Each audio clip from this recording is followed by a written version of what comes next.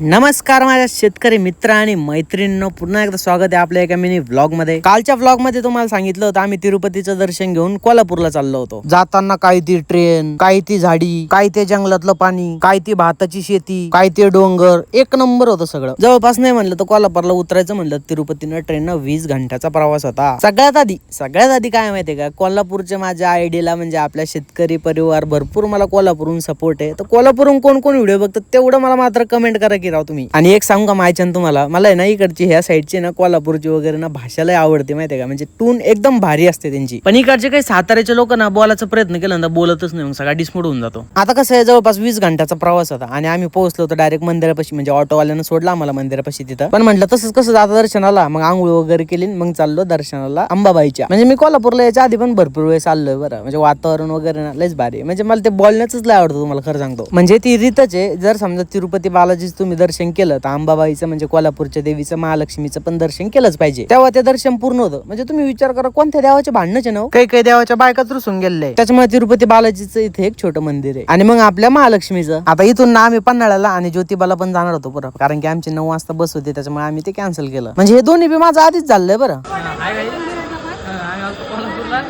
आणि आमचं झालं दर्शन,